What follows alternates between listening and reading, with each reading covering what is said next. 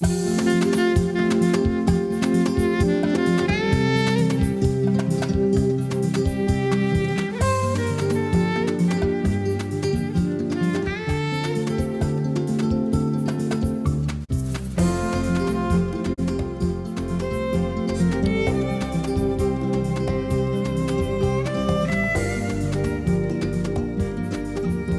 tal? ¿Cómo le va? Muy buenas noches.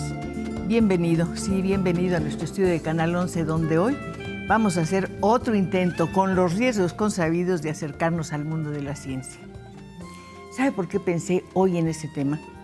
Porque, como usted y yo sabemos que hay una exposición sobre Darwin en el antiguo Colegio de San Ildefonso.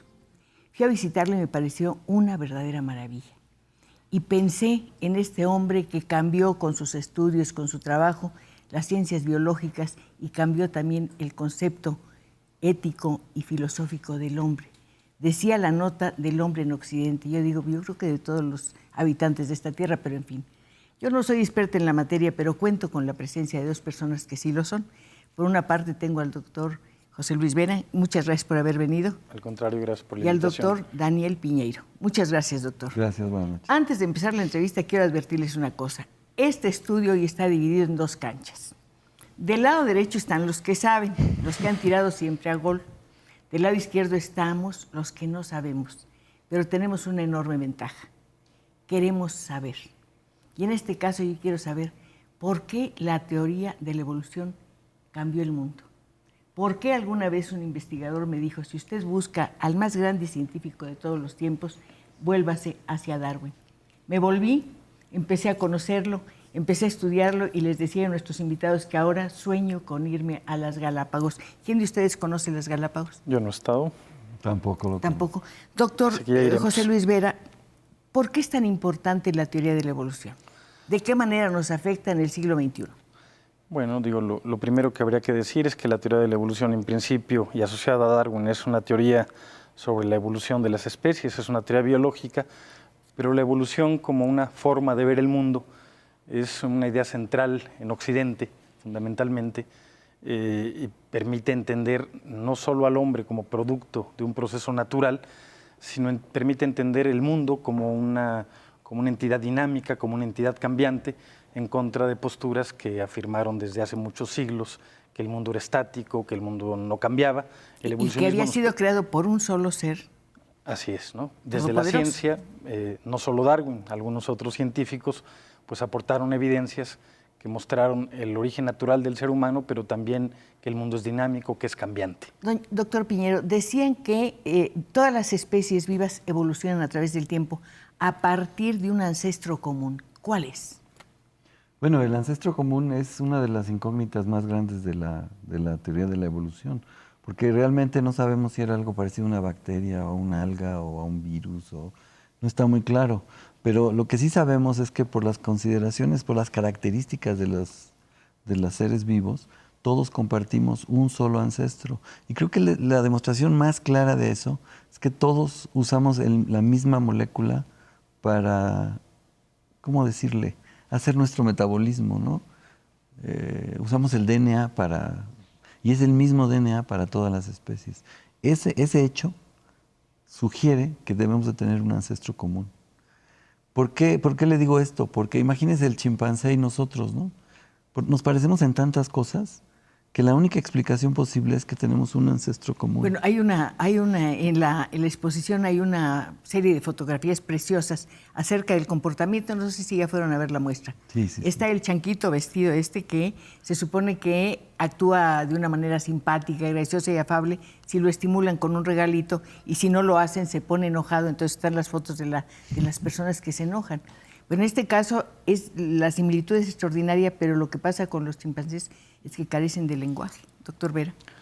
Bueno, hay muchos, a lo largo de la historia ha habido muchos intentos por identificar rasgos que solo estén presentes en nosotros, y lo que ha mostrado la ciencia es que no siempre es así. En fin, los chimpancés pueden no tener un lenguaje articulado, pero tienen formas complejas de transmisión de información, tienen aprendizaje social. Sí, pero a los de su especie, no a nosotros. Bueno, de hecho hay una serie de experimentos que se han llevado a cabo donde se les ha enseñado el lenguaje de comunicación de los sordomudos y es posible tener una conversación con ellos. Incluso, y esto es un rasgo interesantísimo, son capaces de mentir. Y la mentira es una capacidad cognitiva muy compleja. Es un artificio muy complicado. Es muy complejo, ¿no? Y los chimpancés son capaces de hacerlo. Hablaba hace un momentito, Daniel, de la enorme similitud con los chimpancés. Pues genéticamente se ha calculado que anda rondando el 98-99%, genéticamente hablando. No somos especies iguales, evidentemente, y probablemente lo que tengamos que preguntarnos es qué significa ese 1 o 2% de diferencia. Doctor, un chimpancé aprende cosas. Se le pueden enseñar palabras, ya nos dijo el doctor, puede mentir, pero puede razonar y ese conocimiento va hacia adelante y hacia atrás o es estático. Bueno, creo que la distinción más importante del ser humano es que aparentemente el ser humano tiene un sentimiento de sí mismo, una concepción. Conciencia. Exactamente, de que uno tiene un presente, un futuro, que uno puede pensar en el futuro, puede uno planear. Aparentemente esa sería la diferencia más importante, pero yo creo que eso no está claramente demostrado. Este tipo de rasgos muchas veces se ha dicho, es que lo que nos distingue es el dedo oponible, es que lo que nos distingue es aquel rasgo, aquel otro rasgo. Todos cuando se estudian se ha encontrado que no nos distinguen de ellos. Yo nada más quería hacerle un comentario adicional. El chimpancé y el ser humano divergieron hace 5 millones de años más o menos, pero después de esos 5 millones de años ha habido decenas de especies que son hasta Homo habilis, Homo erectus, ¿no? Y todas esas especies, imagínense, si el chimpancé es tan cercano a nosotros, ¿qué tan cercanas serán estas otras especies? Y son decenas. Creo que hay algo más que diferencia a los animales de los seres humanos, volvamos al chimpancé, la conciencia de la muerte. Nosotros sabemos que vamos a morir, ellos no lo saben. Pues en efecto es un rasgo que se ha citado como un rasgo distintivo, pero como decía Daniel, yo creo que lo que ha ocurrido es que mientras más investigamos, más nos sorprendemos con la enorme similitud. Podemos volver al asunto de la conciencia de finitud, pero quisiera retomar algo con el lenguaje, Sí. por ejemplo. Cuando se les enseñó a los chimpancés a comunicarse con lenguaje de sordomudos, no solo fueron capaces de utilizar los signos que aprendieron, sino fueron capaces de crear nuevos signos con los que ya tenían. Hay un ejemplo fantástico. Qué formidable. Cuando les enseñan por primera vez a una chimpancé que se llamaba Washoe, el experimento se llamó el experimento Washoe, se le enseñó un pato y no le habían enseñado el signo para nombrar al pato. Y juntó 2 signos que tenía, dijo, es un ave de agua, lo cual tiene sentido. Es decir, además es bellísimo, tuvo, ¿no? tuvo la capacidad de tomar 2 signos y construir un nuevo significado y construir un nuevo signo. Eso lo suelen hacer. Claro, esto se hizo en condiciones de laboratorio, pero en condiciones de libertad tienen formas de comunicación muy complejas. La conciencia de finitud, en efecto, se ha enunciado como uno de los rasgos distintivos. Yo diría, pues hasta ahora no lo sabemos, aunque estudios recientes muestran que al menos identifican a sus propios congéneres como individuos que acaban de morir. Pero tienen conciencia de la muerte, los animales guardan luto, doctor. Sí, bueno, ese es el otro lado es que nosotros tenemos que buscar esa evidencia, ¿no? ¿Cómo podemos saber que un animal tiene sentido de la propia Por muerte? la actitud que tiene. Claro, de la pero propia muerte no, pero entiende la otra muerte, la que está enfrente. está bien, pero nosotros, o sea, los Homo sapiens o Homo neanderthalensis, lo que se ha encontrado es que hay entierros y esos entierros tienen una serie de ofrendas, ¿no? Flores y una serie de cosas, y eso lo que sugiere es que hay otra vida o que la gente está pensando que hay otra vida después y que necesitan hacer un viaje, etcétera. Pero ¿cuál es la evidencia que deberíamos de buscar en los animales? ¿Nada más es la tristeza o la cara de que se murió el amigo o el pariente? A lo mejor digo una barbaridad, pero como yo les dije que no sabía y quiero saber, se aguantan. La escritura, doctor Vera. Yo puedo dejar en un papel lo más insignificante o lo más importante que me suceda. Un animal, ¿no? Pues es probable y evidentemente no somos especies iguales. Y yo creo que si algo mostró el evolucionismo y el darwinismo en particular, es que podríamos plantearnos si hay diferencias de esencia o esencias de grado, ¿sí? Es decir, tenemos las mismas características solo desarrolladas de un modo más complejo en nosotros o tenemos rasgos que nos separan completamente. Esa es en principio la pregunta. yo como evolucionista pensaría, y conociendo el comportamiento de los chimpancés y de algunos otros primates, los grandes simios en general, como los gorilas o los orangutanes, tendría que reconocer que las diferencias son solo de grado. Es decir, que se expresan en nosotros de una forma más compleja, pero esto no quiere decir tampoco que podamos jerarquizar la diversidad animal. Pero hay algo maravilloso. Yo he visto un orangután abrazar a su pequeño orangután y la expresión de ternura es conmovedora. Sí. Hay sentimiento. Sí, seguramente. Sí. Mire, por y ejemplo, una manera de expresarlo. El lenguaje. El lenguaje ya se conoce bien cuáles son las mutaciones que han desarrollado el lenguaje. Y son básicamente 2 mutaciones que cambian 2 aminoácidos en una proteína. Y esas 2 mutaciones que han ocurrido en esos 5 millones de años generan el lenguaje hablado. Así de fácil. Yo creo que una cosa importante, y Daniel planteaba el asunto de las evidencias, ¿qué es lo que tenemos que mirar? Hay ciertos comportamientos, bueno, los comportamientos se dice no se fosilizan y a las palabras se las lleva el viento, pero hay evidencias razonables que nos permite hacer cierto tipo de inferencias. Es decir, por ejemplo, los neandertales tenían enterramientos y en estos enterramientos encontramos en efecto flores, pero encontramos también pigmentos ocres. Y en general los pigmentos ocres... ¿Eso qué quiere decir? Se ha interpretado como simbólicamente como la asociación del ocre con el calor y el calor con la vida. Es decir, un individuo que acaba de morir, lo primero que pierde, entre otras cosas, es calor, ¿no? Entonces, tener un enterramiento donde uno encuentra pigmentos ocres ha llevado a los científicos a especular sobre la posibilidad de que el pigmento ocre esté asociado a la vida y que sea un intento de alguna manera de devolver la vida. No sabemos si hay conciencia de finitud, pero es razonable pensar que a partir de cierto tipo de evidencias podemos inferir capacidades mentales complejas. ¿Dónde se habrá detenido la evolución, ya que usted mencionaba o que mencionábamos del chimpancé? ¿Dónde quedó ese 2% perdido? ¿Dónde se detuvo? Sí, no se detuvo. Son linajes independientes. Es interesante la diferencia. La diferencia está en genes de regulación. Son genes que controlan metabólicamente muchas otras proteínas que ocurren en la célula. Son muy poquitos, son 120, 150 genes nada más. Y esa diferencia es tan obvia para nosotros porque son genes que regulan una cierta expresión de muchos otros genes en el fenotipo.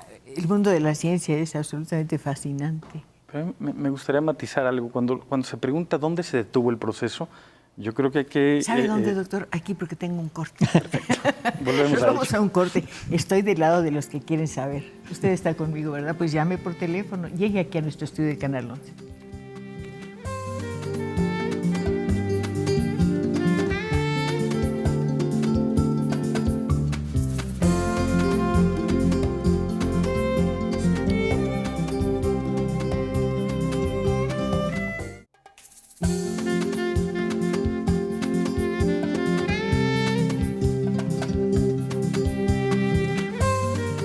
Sabe que yo le cuento todo lo que ocurre en el corte. Le estaba diciendo al doctor Piñero que cuando meta la pata me llame la atención.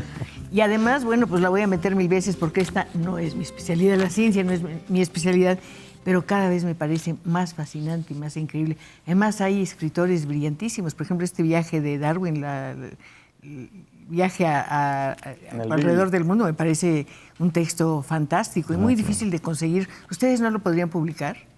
Bueno, el diario del viaje está agotadísimo, doctor. No, está en línea, todas las obras están en línea.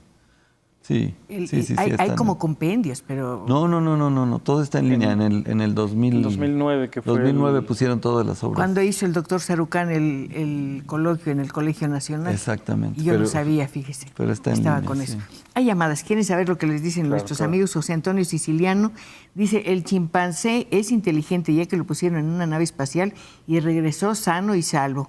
Gracias a los doctores por su conocimiento y gracias a la señora Pacheco. Los felicito por sus comentarios. María Aurora Aguilar, ¿por qué se habla del cementerio de elefantes? ¿Será que estos animales tienen una percepción clara de su próxima muerte, doctor?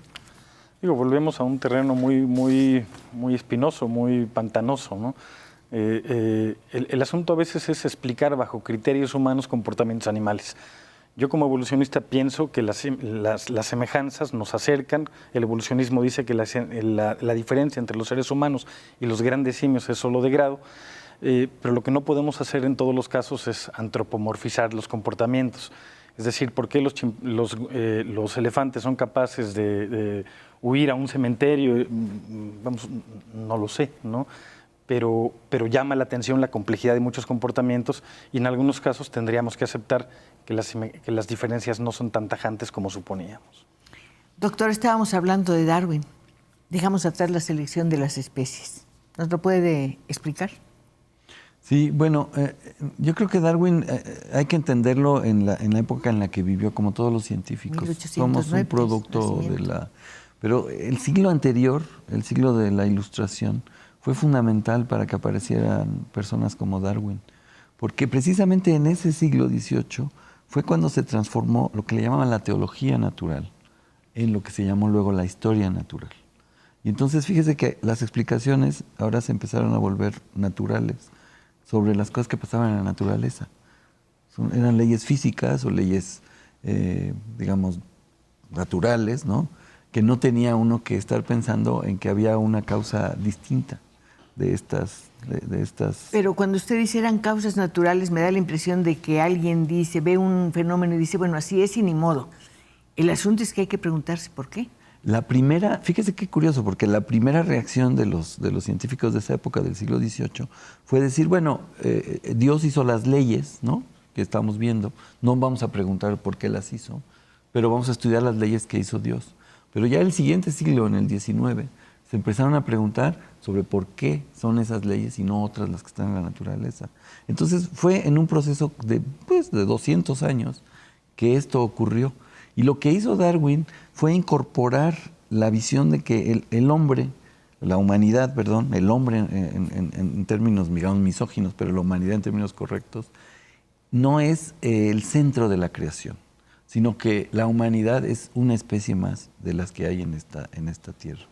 Creo que esa fue su contribución más importante. Si lo pudiéramos poner en un contexto más global, yo diría que Copérnico demostró que la Tierra no era el centro del universo. Darwin demostró que la humanidad no es el centro de la creación. Y que no es el dueño. Exactamente. Es simplemente un habitante más. Exactamente. ¿Es así? Una especie más singular, porque no se trata tampoco de decir que todas las especies son iguales, pero en efecto el reconocer que podemos explicar el origen de los seres humanos desde una perspectiva naturalista le dio un lugar distinto al ser humano dentro de todo este contexto de la diversidad natural y en un sentido también nos dio más responsabilidad, ¿no? Porque si no somos objeto de creación, sino somos el producto de un proceso de evolución natural, pues somos también responsables de nuestros actos. Al darnos un lugar natural también nos confiere una responsabilidad que desde perspectivas de una creación divina tal vez no teníamos. ¿Somos la única especie capaz de modificar el ambiente? No, todas las especies modifican el ambiente.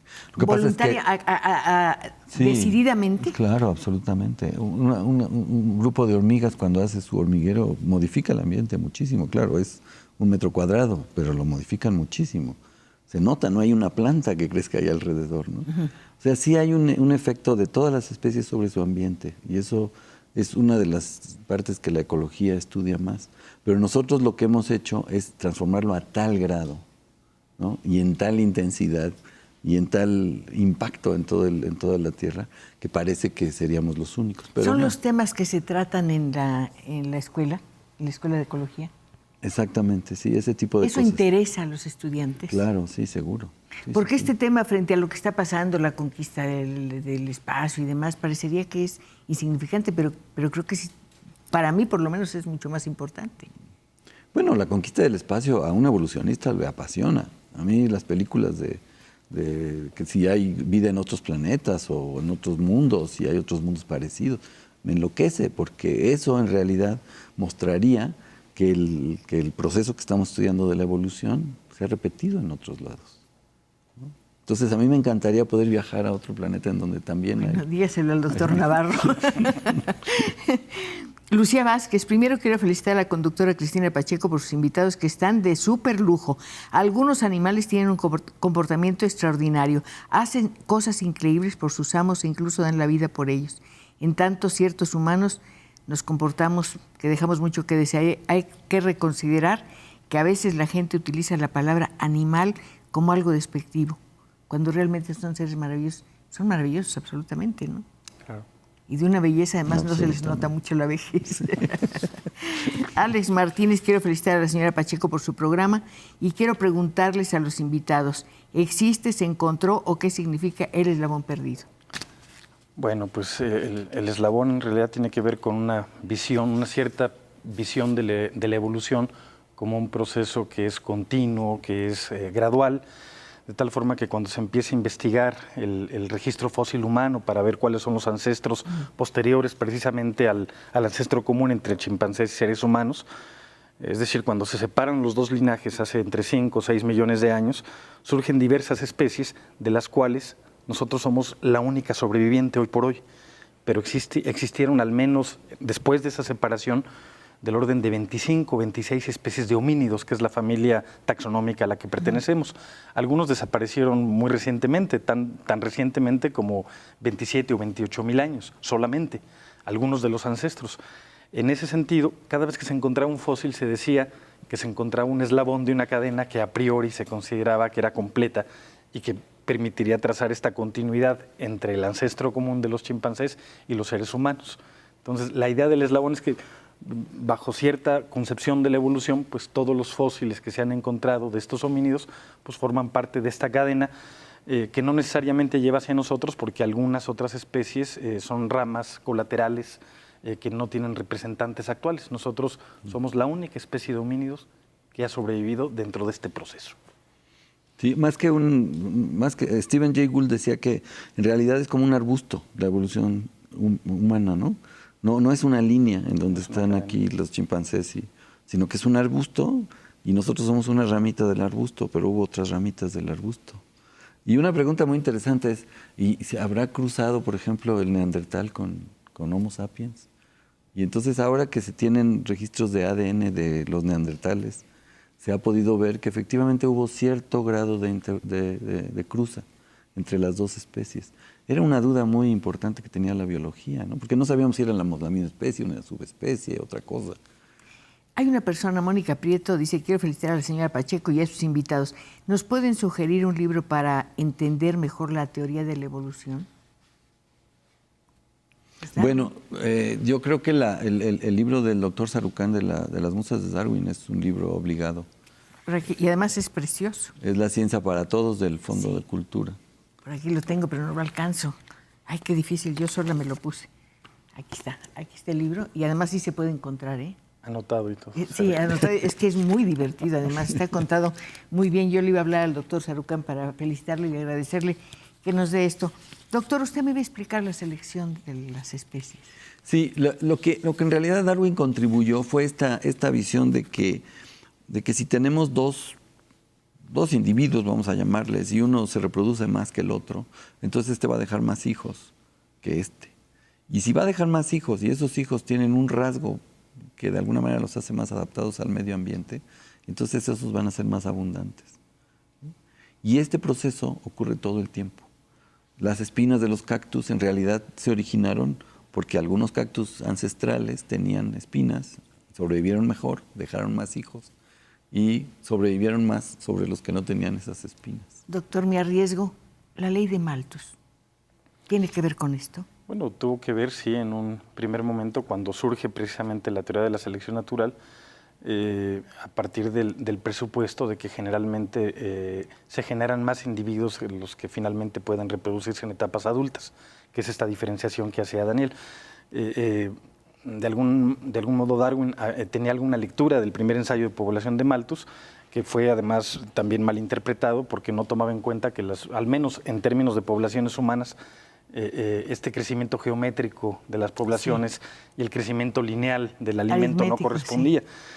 Sin embargo, al menos en los seres humanos es posible aumentar la productividad, por ejemplo, y que no se dé esa correlación. ¿No es un poco dura esa teoría? Perdón por la pregunta. Sí, pero yo diría, bueno, cualquier árbol, yo tengo un árbol en mi casa, un pino que me encanta, y ese produce semillas todos los años, ¿no? Y entonces esas semillas son más de las necesarias para reemplazar a ese árbol.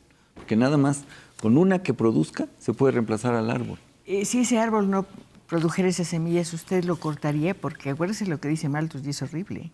Sí, no. Un poco como el que no produce no tiene ningún derecho a estar en el banquete de la naturaleza. Es brutal. No, pero lo que me refiero es, en realidad, si usted analiza cualquier especie, cualquier individuo de la naturaleza, produce siempre más hijos de los que pueden sobrevivir.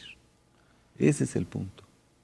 Por razones varias, por el alimento, por la depredación, por la competencia. También para sentirse más fuerte, porque tiene hijos que lo apoyen. No sé, es una de... Lo que es cierto es que también hubo una mala interpretación de los textos de Malthus que derivaron, al menos en el contexto de las ciencias sociales, en las llamadas posturas eugenésicas, que eran posiciones que decían que había que favorecer la reproducción de los deseables e impedir la de los indeseables. Pero eso fue una mala interpretación que derivó, pues, sí, en un uso y abuso del discurso evolucionista. Sí. Y el originador de la eugenesia fue primo de Darwin, se llamaba Galton. Francis Galton. Que era un científico extraordinario, pero bueno, hizo esa teoría que está equivocada, me digamos. asustó un poco. ¿Qué cree que tenemos un corte? Ah. No, aquí no hay teorías, hay cortes y desde luego regresamos del corte y empezamos a ver, mire, todas estas llamadas. ¿No es una maravilla? Le digo, siempre es fascinante acercarse a la ciencia. Poco a poquito vamos a ir aprendiendo más. ¿De acuerdo? Nos vemos ahorita.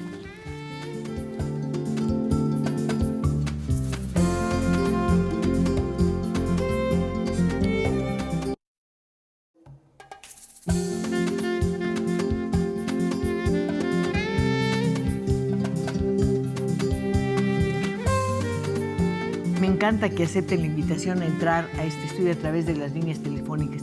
Los siento cerca, los siento interesados, emocionados y llenos de preguntas. Sergio González dice, ¿es verdad que Darwin padecía de agorafobia? Agorafobia es miedo a los espacios abiertos. No lo sé. No creo. No, tenía muchas enfermedades. Pero creo que esa no. Y algunas incluso...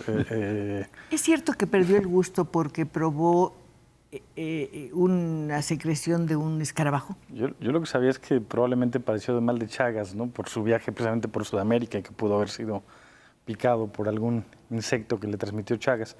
Ese dato en particular no lo desconozco. Sí, me lo dijeron ahí en la exposición, por eso lo sé, porque estuve viendo los escarabajos y me dijeron, bueno, que los escarabajos tienen una especie de humedad.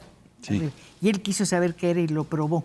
Sí, no me extraña, él era un experimentalista, experimentaba de todo. Oiga, háblenos del viaje, ¿no? ¿Qué es lo más importante en la vida de Darwin? Aquí tenemos este libro. Ustedes empiecen a contarme.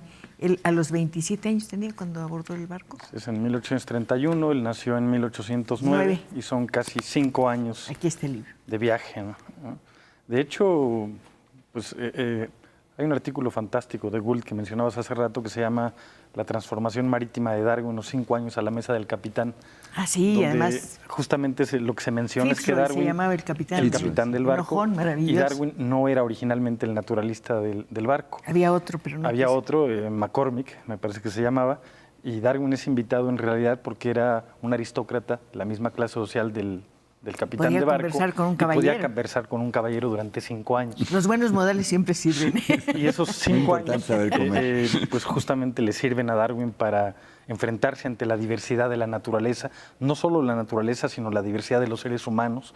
Entra en contacto en la Patagonia con los yaganos, me parece que se llaman, y para un inglés del siglo XIX encontrar esa diversidad y esa diversidad de seres humanos, pues debe haber confrontado muchas ideas previas. Pero también conoció la especular. esclavitud que no conocía y se dio cuenta de que era Gran Bretaña la represora o esclavizante número 1, ¿no? Y debe haber sido una cosa terrible para su conciencia, doctor Piñero.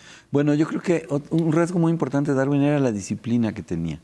Él era disciplinado para vivir cuando volvió del viaje, pero desde luego en el viaje escribía todo, tomaba notas de todo. En realidad, la gente que lo ha estudiado ha tenido trabajo para toda su vida y han venido varias generaciones de estudiosos. Es muy conmovedor ver en la exposición de San Ildefonso los cuadernitos. Exacto. Yo pienso en qué condiciones habrá escrito este hombre estos cuadernitos, con tinta café, perfectamente legible, y luego regresar a su casa y dedicar 20 años a estudiar esos cuadernitos donde está todo. Claro. Pero no solo los diarios de viaje, es que Darwin Yo siempre he pensado que era eso, no solo meticuloso, sino en un grado extremo.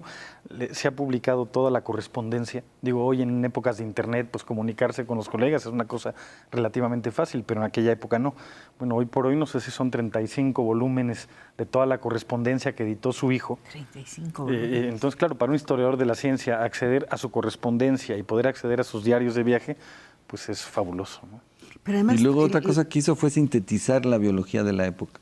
Es decir, usted era paleontóloga o era ecóloga en esa época o morfóloga, eran áreas diferentes. Darwin lo que hizo fue ponerlo todo junto. Hizo una gran síntesis de la biología y por eso quería saber de todo, ¿no? Y entonces escribía a los biogeógrafos, a los que estudiaban la geografía de las especies, a los taxónomos, a todos les escribía y les preguntaba cosas. Y si las semillas sobrevivían en el mar, durante cuánto tiempo, para ver si podían dispersarse las especies. Realmente hizo una síntesis de lo que en ese momento se conocía de biología, que era mucho. Me emociona también pensar que le debemos mucho, bueno, a Darwin, pero la ayuda que le dieron, ese mundo que descubrió, pienso por ejemplo en los escarabajos, como decíamos antes, o los pinzones, o las orquídeas. No se quedó una más maravillado con la flor, quiso saber qué había en esa flor. Sí, sí, sí. Y no solo con ellos, sino yo soy antropólogo y pienso en la importancia de Darwin para la antropología. En el origen de las especies no habla mucho de los seres humanos, pero unos años después publicó El origen del hombre, en 1871, y tiene un libro fantástico que publica 2 años después que se llama La expresión de las emociones en los animales y en el hombre.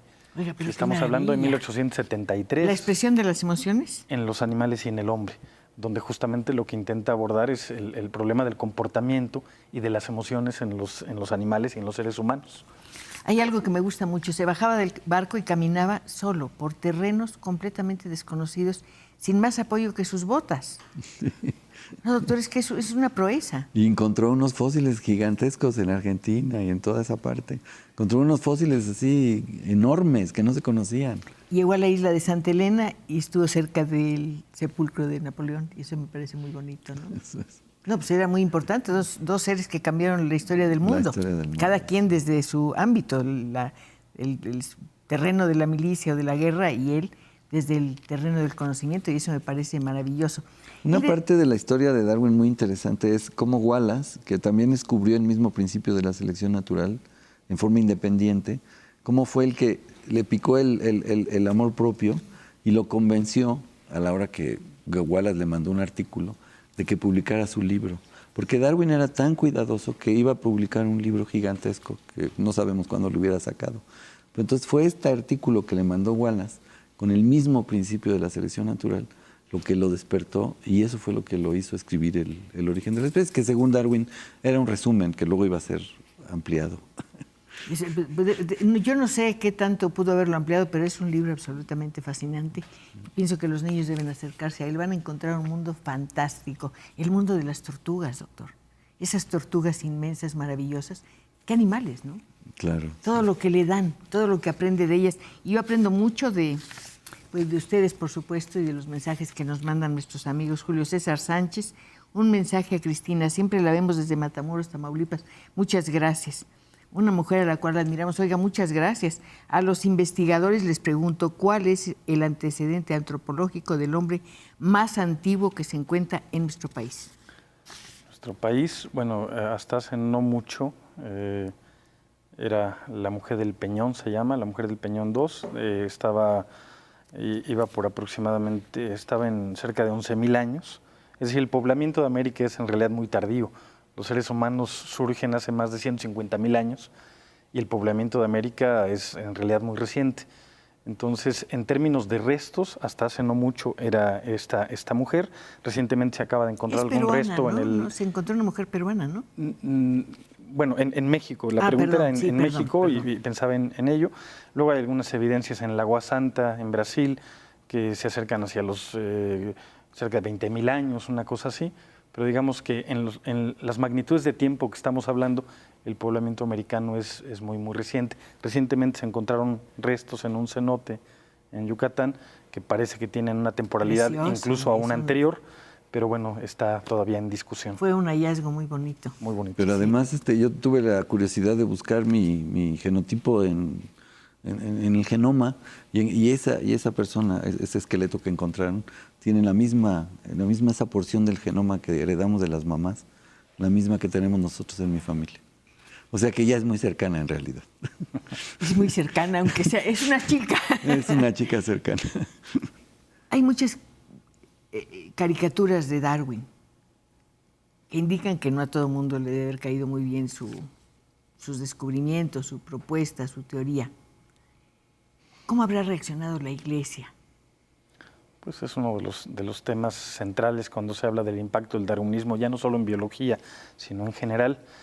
Y claro, ante una postura que asumía una creación y un creador único y universal, pues una postura que identificaba al ser humano como producto de un proceso natural, pues contravenía a las leyes. ¿Eran unitaristas los que decían que era un solo Dios o no? ¿En qué sentido, perdón? Sí, era como una corriente de pensamiento, ¿no? Que había un ser que era todopoderoso. Que Es el creacionismo, podríamos llamarlo, ¿no? El creacionismo, y ha sido una pugna constante entre ciencia y religión, ¿no? Pero bueno, finalmente estamos hablando de Darwin y es lo que desde la ciencia sabemos respecto de la naturaleza y de nuestro lugar en ella. ¿Lo es hasta la fecha? ¿Sigue habiendo esa pugna entre la ciencia y la religión? No, porque son ámbitos del conocimiento del ser humano completamente diferentes. No pueden competir uno con otro. En ese momento, como yo le comentaba, la teología fue sustituida por la historia natural, ¿no?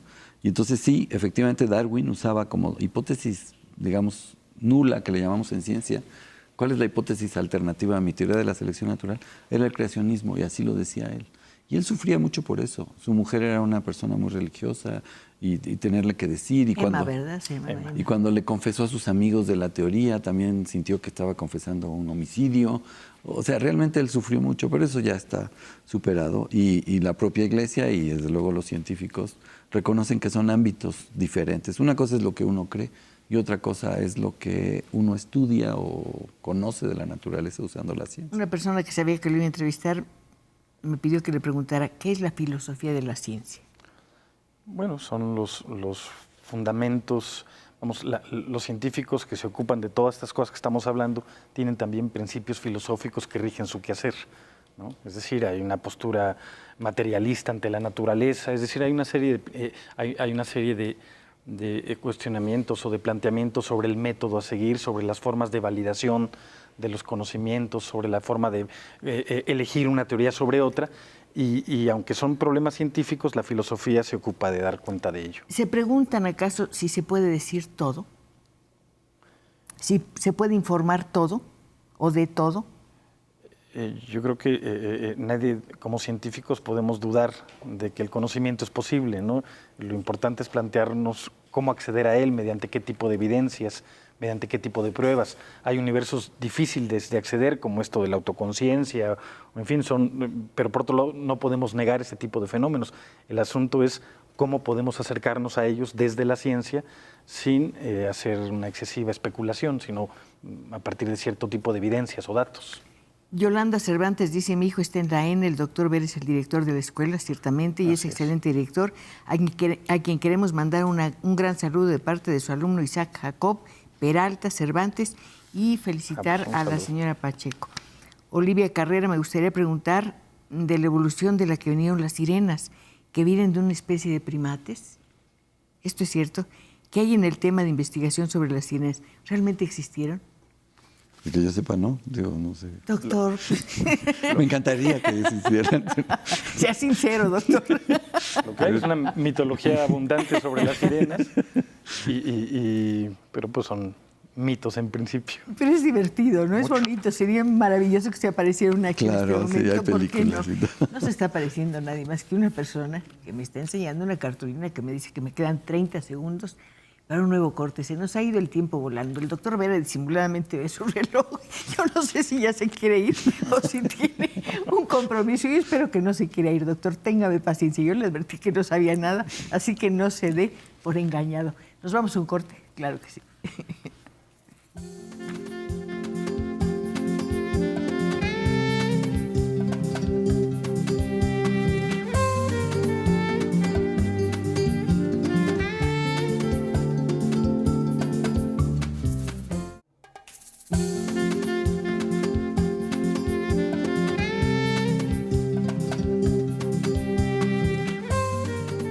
estos programas de verdad nos despiertan la imaginación, nos dan valor para preguntar.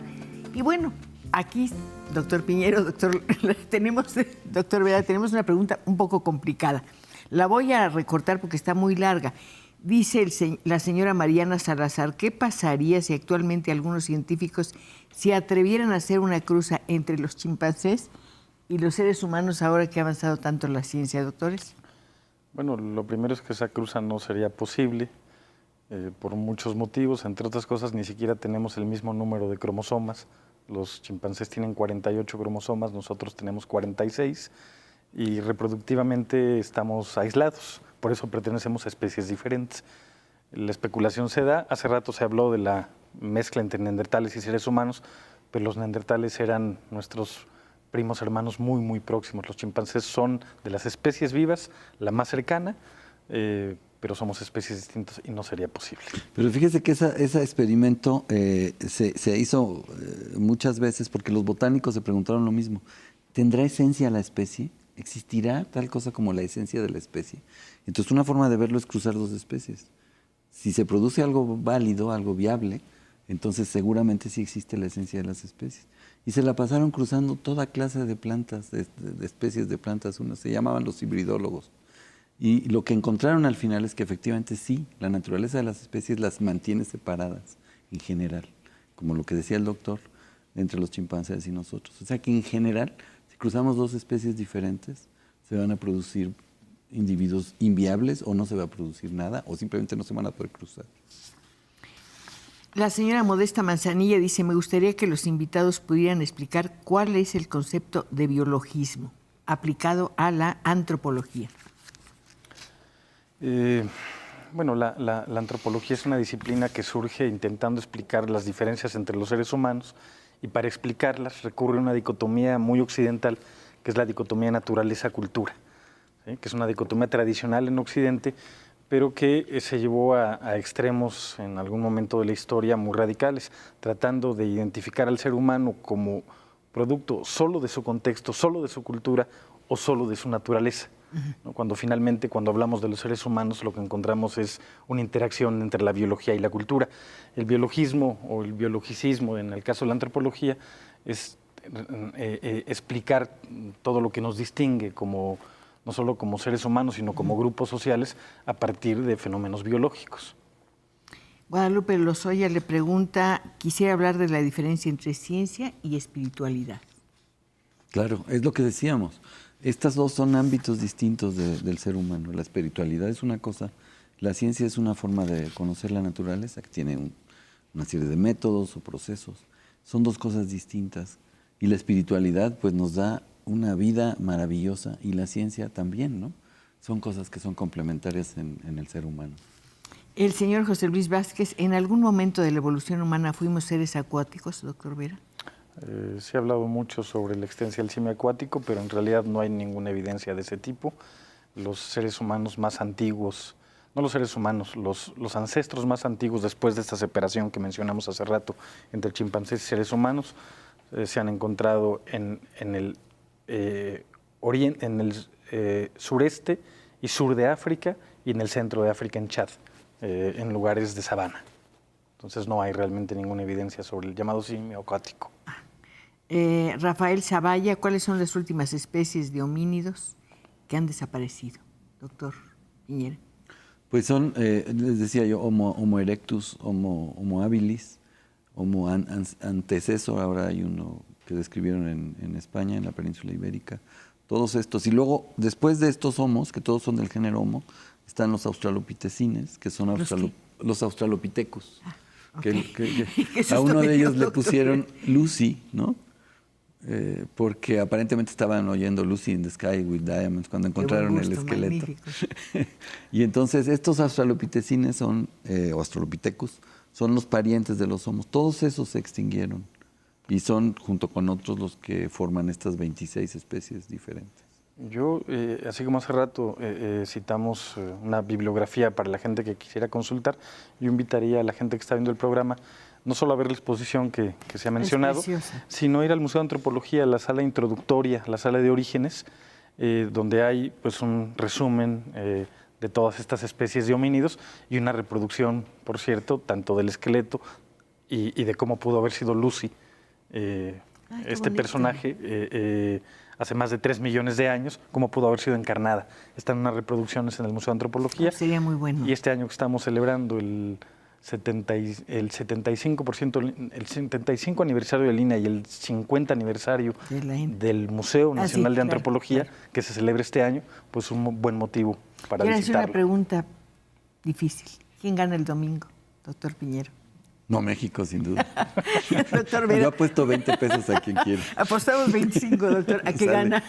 Pues me gustaría. ¿Le gustaría? ¿Lo duda? Claro, la duda es pertinente en este caso. Bueno, vamos a dejarlo así. ¿Qué le parece? Rafael Zavalla, ¿cuáles son? No, ya. Felicito a la señora Pacheco por tener a científicos tan brillantes. Les pido que hagan más programas sobre ciencia en lugar de tanto amarillismo, nos dice Rosalía Villeras. Walter Carmona, los perros también tienen sentimientos. ¿Qué opinan los especialistas al respecto?